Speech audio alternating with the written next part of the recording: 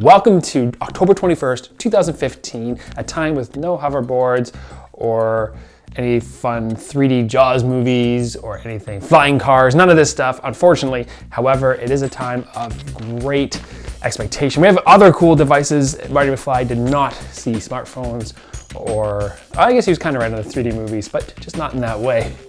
Last week, I talked about some really cool paper props that my good friend Michael Bergeron had worked on and that you can purchase in his Etsy store. If you went through his store last week and you saw some of those other cool items, I have two more specific ones to share with you today, and I can't wait to share them. There are two main notable paper props from Back to the Future 2 and 3.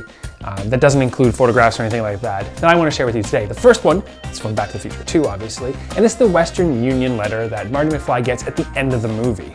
Now, of course, this scene happens as the Delorean is flying above Marty, and he just about tries to call Doc Brown on his walkie-talkie, and then it just vanishes. The DeLorean just goes wherever in time, doesn't know where it goes, until a man in a trench coat and a hat shows up in the rain and hands Marty an envelope with some letter paper in it explaining what happened to everything.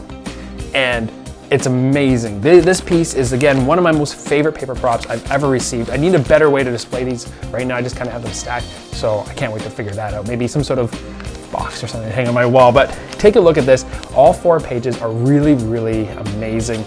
The handwriting, the splotches, the way the paper's wrinkled, everything like that. It's just absolutely amazing.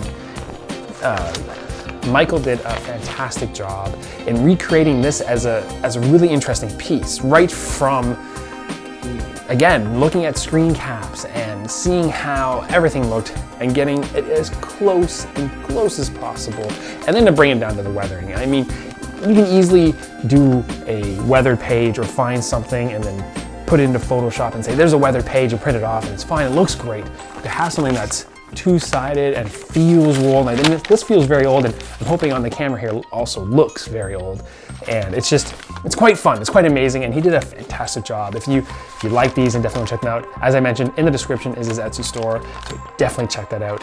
Again, I'm really pleased with these, and I think I've mentioned in my previous video how weathering can be done with tea and coffee and whatnot. I definitely think he did that with these as well. But it gives it that nice old age feel without looking like an old treasure map that you might have at a birthday party.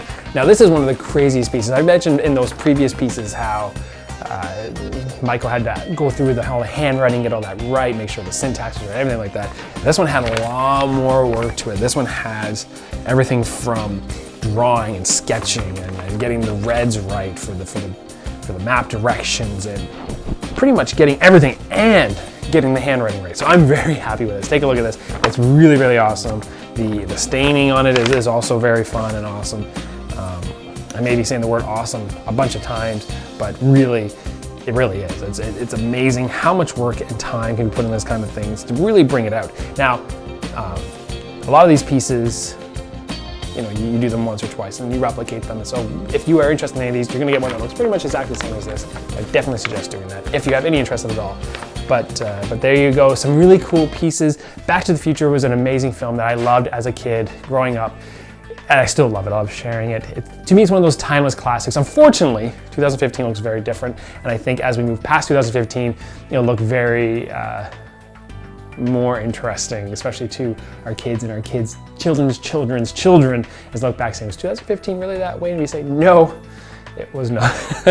But anyway, if you have any questions, ask me in the comments below. As I mentioned, all the details to get your own paper props are in the description. For now, if you want to click over here, you can subscribe to me. I will have some more videos. In the future, I may even talk about some of the Back to the Future props that I don't own, as I've mentioned, like the hoverboards and the lace shoes. And I'm really hoping I can get one of those Pepsi bottles. So be sure to subscribe if you want to keep abreast of that. For now, if you want to click here, you can check out last week's Back to the Future video and click here for another one.